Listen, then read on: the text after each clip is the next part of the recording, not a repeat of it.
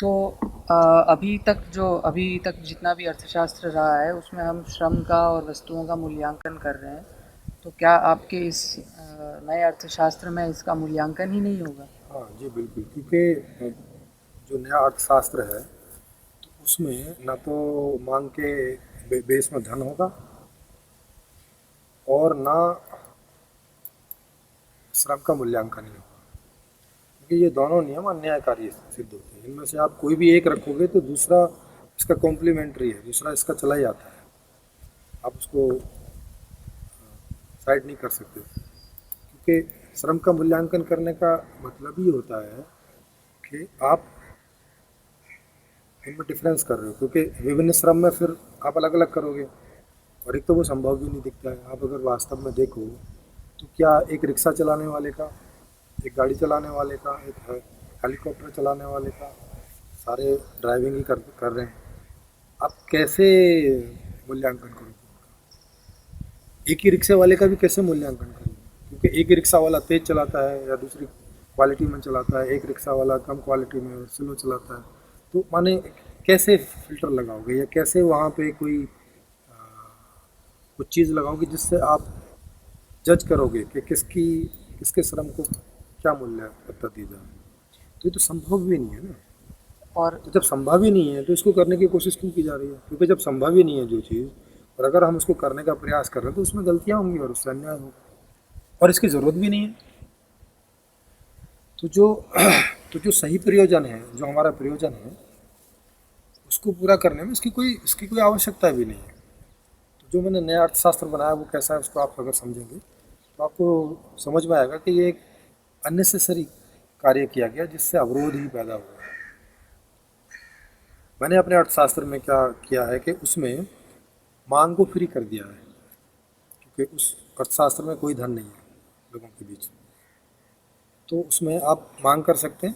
और ये होगा कैसे कि एक ऑनलाइन पूरा पोर्टल बना होगा, पूरा सेंट्रलाइज सिस्टम होगा जिसमें एक ऑनलाइन पोर्टल पोर्टल होगा जिसमें हर आदमी का, हर नागरिक का, चाहे बच्चा है, जवान है, बूढ़ा है, कोई भी है, हर आदमी का पूरा प्रोफाइल बना होगा जिसमें उसके बारे में सब कुछ लिखा होगा। उसका एजुकेशन, उसकी योग्यता, उसके एक्सपीरियंस, उसने अब तक क्या किया, आगे क्या करना चाहता है, क्या उसने सीखा, उसकी उसकी पसंद क्या है, उसकी नापसंद क्या है, उसकी चेतना का लेवल क्या है, माने सब कुछ उसने क्या क्या पास किया हुआ है, सब कुछ उसमें लिखा हुआ टोटल। कहाँ रहता है, फिलहाल किन के साथ रहता है, अगर किन के साथ बदलता है तो वहाँ एड्रेस बदल जाएगा, साथ में उसमें लिख जाएगा कि अब इनके साथ रहते हैं तो इनके साथ। ये सारी जानकारी वहाँ मौजूद रहेगी सेंट्रलाइज डाटा में। और उस डाटा का जो सिस्टम है वो विभिन्न प्रयोग करेगा। तो उसको मालूम होगा कि उसके पास कौन कौन से ह्यूमन रिसोर्सेज हैं। ठीक। उसको पता होगा कि नेचुरल रिसोर्सेज क्या है, क्योंकि वहाँ जो विभाग होगा वो सारे नेचुरल रिसोर्सेज की जो करंट सिचुएशन है उनको वो हमेशा उस पर अंकित करके रखेगा कि अभी हमारी जानकारी में ये रिसोर्स इतना मौजूद है और इसकी साइकिल ये है, इतना इतना हम यूज करेंगे तो ये कभी हमें ख़त्म नहीं होगा, या इस हिसाब से यूज करेंगे तो ये इतने समय में ख़त्म हो जाएगा। सारे डाटा उपलब्ध रहेंगे। उन डाटाज के बेसिस पर आपको जो चाहिए आप ऑनलाइन मांग कर दोगे। ठीक है। मान लिया जैसा आपको चाहिए कि भाई मुझे 2 दर्जन बनाना चाहिए, 1 किलो लौकी चाहिए, ये मसाला चाहिए, ये गैस चाहिए, या घर चाहिए, या जो भी आपकी ज़रूरत है, जो भी आपकी इच्छा है भोगने की, वो आपने उसमें बोल दिया, या मैं ये एजुकेशन पाना चाहता हूँ, या मैं इसकी ट्रेनिंग करना चाहता हूँ, तो आपने वहाँ मांग कर दी। ये मांग सेंट्रल डाटा में चली जाएगी और वहाँ पे वो सेंट्रल डाटा इसका निर्माण कराएगा, माने इसकी व्यवस्था करेगा और इसका निर्माण करा के वो आप तक डिलीवर कर देगा। तो ये होगा सीधा सा प्रोसेस। इसमें ना कहीं धन की ज़रूरत है, ना कहीं किसी के श्रम के मूल्यांकन की ज़रूरत है, क्योंकि आप कहीं ना कहीं काम कर ही रहे होगे। अगर आप 25 से 50 साल के बीच की आपकी उम्र है और आप स्वस्थ हैं तो आपको कोई एक कार्य चुनना होगा अपनी इच्छा का, और जो आपकी योग्यता को भी मीट करता होगा उसको आप चुनेंगे। तो ऐसे ही सभी लोग अपने अपने कार्य कर रहे होंगे और जिन जिन चीज़ों की भी मांग हो रही होगी वो मांग के आधार से वहाँ उनका निर्माण हो रहा होगा और उनकी डिलीवरी हो रही होगी। और ये ऐसे ही चलता रहेगा, इसमें ना कहीं धन की ज़रूरत है, इसमें ना कहीं किसी के श्रम के मूल्यांकन की ज़रूरत है इसमें, और ना किसी इस प्रकार के कोई पेचीदा नियम बनाने की ज़रूरत है। सिंपल है, आपने मांग की, आप ही वहाँ बना रहे हैं, आप ही मैनेज कर रहे हैं, आपसे मतलब हमारे जैसे सब लोग, तो हम ही मांग कर रहे हैं, हम ही मैनेज कर रहे हैं, हम ही निर्माण कर रहे हैं और हम ही डिलीवर कर रहे हैं, इस प्रकार का है। तो व्यवस्था आपको देगी ही, आपको जो ज्ञान चाहिए आपको देगी, आपको जो जॉब चाहिए आपको देगी, आपको जो भोग चाहिए आपको देगी। तो व्यवस्था तो आपको दे ही रही है हर हाल में, और वो देने में ही, क्योंकि इसमें काम भी है, इसमें ज्ञान भी है और इसमें भोग भी है। भोग जो है वो ज्ञान और कर्म से पैदा होता है, ठीक। तो इन तीनों का ऐसा कॉम्बिनेशन है कि इनसे सारी चीज़ मैनेज हो जाती है, किसी का कोई मूल्यांकन करने की जरूरत नहीं, किसी वैज्ञानिक का कोई मूल्यांकन करने की ज़रूरत नहीं है, किसी रिक्शा चालक का कोई मूल्यांकन करने की ज़रूरत नहीं है। सब अपने हिसाब से, अपनी योग्यता, अपनी इच्छा के हिसाब से अपने जॉब का निर्धारण करेंगे, उनको उसका चुनाव करेंगे, और हर जॉब पे उनको सब कुछ मिलेगा जो किसी भी जॉब पर मिलता है, ठीक। तो जब आपको मैक्सिमम मिल ही रहा है, अब मूल्यांकन करने की क्या आवश्यकता रह जाएगी? क्योंकि मूल्यांकन किस लिए कर रहे थे? मूल्यांकन इसलिए कर रहे थे ना कि आपको नहीं मिल रहा था, और भाई मूल्यांकन करना, ये ज़्यादा कमा रहे हैं, इनको दे दो, ये अपनी ज़्यादा मांग कर लेंगे, यही तो। लेकिन वहाँ तो आपको मैक्सिमम मांग हो रही है, अब इससे ज़्यादा तो आप और प्राप्त कर नहीं सकते, तो मूल्यांकन की आवश्यकता कहाँ है? तो ज़रूरत भी नहीं है, और अगर आप मूल्यांकन करते हैं तो वो प्रदूषण फैलाता है सर, व्यवस्था में हमारा जो प्रयोजन है उसमें बाधक बनता है प्राप्त करने में, तो इसलिए वो अन्यायकारी है, तो उसको दूर ही रखा जाए तो ज़्यादा अच्छा है। और हम देख भी रहे हैं चारों तरफ।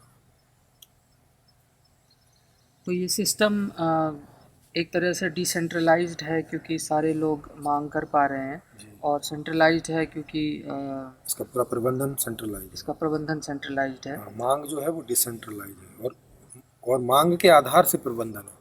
बेस जो है वो डिसेंट्रलाइजेशन है, खाली सेंट्रलाइज उतनी मात्रा में है जहाँ जहाँ ज़रूरत है। तो ये सिस्टम आप इसको बोल सकते हो, इसका बेस है डिसेंट्रलाइजेशन, लेकिन प्रबंधन है सेंट्रलाइज, और प्रबंधन सेंट्रलाइज ही ठीक हो तो ही ठीक हो सकता है, नहीं तो अगर कई सारे सेंटर हैं प्रबंधन करने के, तो एक उनमें आपस में क्लेश होगा, वो आपस में ठीक से समझ ही नहीं पाएंगे कि किसका क्या है, किसको क्या करना है। तो हमेशा प्रबंधन एक पूरा सेंट्रलाइज होना चाहिए, एक उसमें एक हो जो सबसे ऊपर जो सुपरविजन कर रहा है, फिर उसके नीचे और वर्किंग, उसके नीचे और वर्किंग, उसके नीचे और वर्किंग, इस प्रकार के होने चाहिए। तो ऐसा होने से जो प्रबंधन है वो सेंट्रलाइज ही सबसे बेहतर होगा। डिसेंट्रलाइज हम यदि करेंगे तो जो हमारा प्रयोजन है वो पूरा नहीं होगा। तो हमारा प्रयोजन पूरा करने के लिए मांग डिसेंट्रलाइज होनी चाहिए, और उसका निर्माण और उसकी डिलीवरी वो सेंट्रलाइज होनी चाहिए। तो ही सबसे ज्यादा हमारा जो प्रयोजन है वो 100% पूरा होगा, और पूरा ही नहीं होगा, इसमें कोई अव्यवस्था भी नहीं फैलेगी, कोई अन्याय भी नहीं फैलेगा, कुछ अवरोध भी नहीं पैदा होगा, यानी कोई दुख भी नहीं पैदा होगा किसी भी प्रकार का। जब सबको सब कुछ मिल ही रहा होगा तो ना वहाँ झूठ पैदा होगा, ना वहाँ ठगी पैदा होगी, ना वहाँ चापलूसी पैदा होगी, ना वहाँ कोई अपराध पैदा होगा, क्योंकि सारे अपराध किस लिए करते हैं? सुविधाओं को भोगने के लिए, पैसे प्राप्त करने के लिए। ना कोई आपसी जो व्यवहार है उसमें खराबी आएगी, वो संबंध खराब होंगे। और इसमें एक और चीज, इसमें परिवार के अंदर भी हर व्यक्ति सीधा सिस्टम से ही रिलेटेड है, उसको कुछ भी मांगना है वो सीधा सिस्टम से ही मांगेगा। बच्चे को मांगना है सिस्टम से मांगेगा, जो काम कर रहे हैं वो भी सिस्टम से मांग रहे हैं, जो बुजुर्ग हैं वो भी सिस्टम से सीधा मांग रहे हैं, एक दूसरे से किसी को नहीं मांग रहे। तो परिवार में भी फाइनेंशियली सब इंडिपेंडेंट, ठीक, आर्थिक रूप से सब इंडिपेंडेंट। सबके इंडिपेंडेंट होने से क्या होगा कि उनके आपसी रिश्ते भी खराब नहीं होंगे, फिर उनको एक दूसरे के साथ रहने में सुख होता होगा तो ही रहेंगे, नहीं तो नहीं रहेंगे। तो फिर प्रेम ही होगा या नहीं होगा, लेकिन द्वेष और लड़ाई नहीं होगी, ये पक्का है। तो इस व्यवस्था में जो रिसोर्सेज सीमित हैं, तो इस सेंट्रलाइज सिस्टम में इस चीज़ का निर्धारण कैसे होगा कि कौन से रिसोर्स को कहाँ लगाया जाए, अगर वो सीमित है और कई जगह में उसकी ज़रूरत है? तो इस जैसे फॉर एग्जांपल अगर हम सोवियत रशिया की बात करें तो सबसे बड़ी समस्या जो उनकी बताई जाती है वो ये कि किसी भी, क्योंकि सारे रिसोर्सेस सरकार के ही थे और उनका कोई मूल्यांकन नहीं होता था, तो किसी डिसीजन, फॉर एग्जांपल अगर उनको कोई एक सुरंग बनानी है तो वो पहाड़ के अंदर से बनाएं या साइड से बनाएं, इस बात के लिए उनको कॉस्ट एक गाइडिंग फैक्टर नहीं होता था। और इसकी वजह से ये एक बड़ा फैक्टर माना गया कि उनका इकोनॉमी के फेल होने का। तो क्योंकि यहाँ पर भी मूल्यांकन नहीं हो रहा है, तो रिसोर्स एलोकेशन, ये समस्या हम एक सेंट्रलाइज सिस्टम में कैसे सॉल्व करेंगे? ये कारण तो नहीं रहा होगा उनके फेल होने का। उनका फेल होने का तो दूसरा कारण है।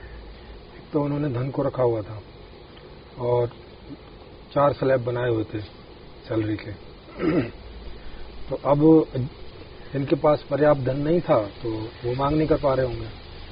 तो अगर उन्होंने बना के भी कहीं कुछ रखा होगा तो वो उसको दे नहीं सकते, क्योंकि आदमी मांग ही नहीं कर सकता बिना पैसे के, तो कैसे उसको प्राप्त होगा। तो जितना पैसा वो दे रहे हैं उतनी मांग हो सकती है और उतना ही ये बना सकते हैं। अगर ज्यादा बनाएंगे भी तो भी ये डिलीवर नहीं कर सकते।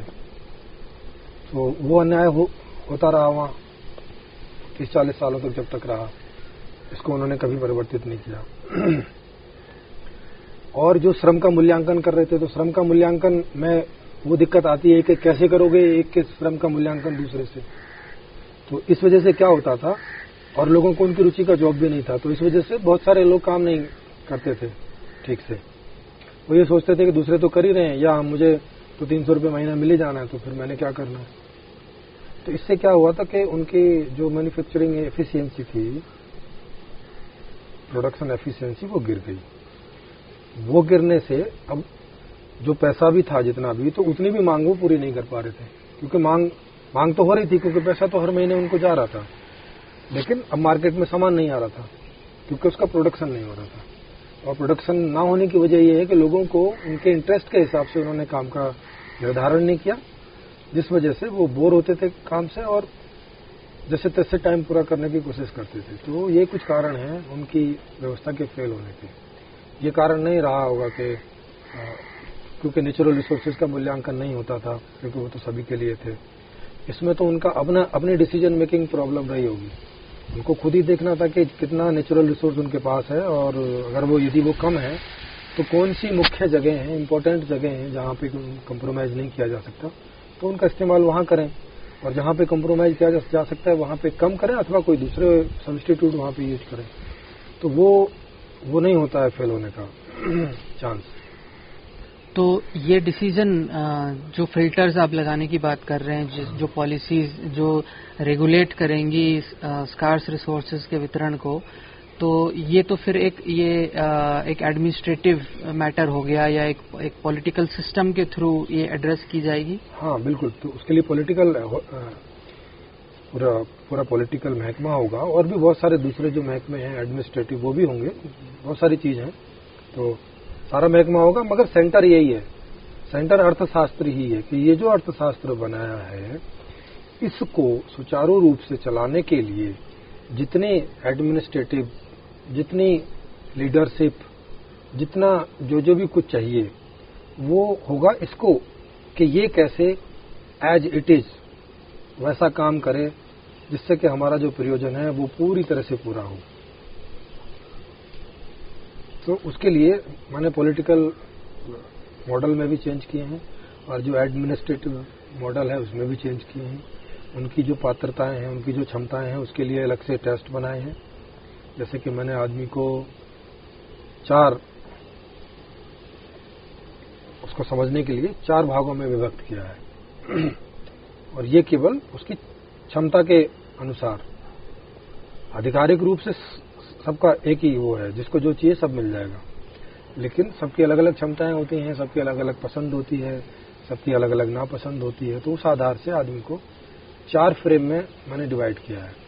एक फ्रेम है ऐसे लोग जिनका केवल शरीर का डेवलपमेंट होता है, उनको पढ़ाई लिखाई में उतनी रुचि नहीं होती, वो नहीं पढ़ना चाहते, वो उनके लिए बोरियत होती है, अनइंटरेस्टेड चीज होती है।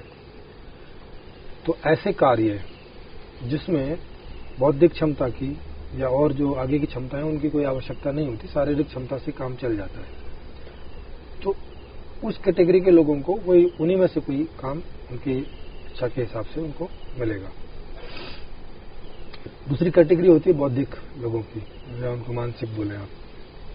तो जो मानसिक कैटेगरी होगी उसमें मानसिक काम वाले जितने भी मानसिक लेवल के कार्य होंगे, जैसे ऑफिशियल कार्य होते हैं, डाटा मैनेजमेंट करना होता है, लिखत पढ़त होती है, थोड़े बहुत सुपरवाइजरी हल्की फुल्की कहीं करनी होती है, या मैकेनिकल काम होते हैं, टेक्नीशियन के काम होते हैं, तो ये सब जो होंगे ITI टाइप के, तो ये सब मानसिक स्तर के काम होंगे। तो वो मानसिक स्तर के लोगों को उनकी रुचि के आधार से उनको वितरित किए जाएंगे। फिर एक भावनात्मक स्तर के होते हैं। भावनात्मक स्तर का मतलब होता है कि ऐसे जॉब जिनमें उनका सीधा कनेक्शन दूसरी चेतनाओं से होता है, दूसरे जीवों से होता है, मनुष्यों से होता है।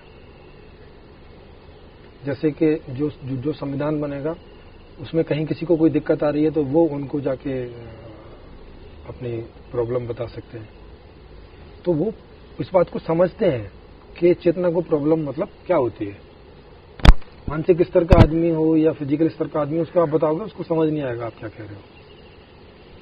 तो इसीलिए भावनात्मक स्तर का मतलब है, भावना का मतलब है कि वो उसी बात को वैसे ही समझ लेते हैं। जैसे आपको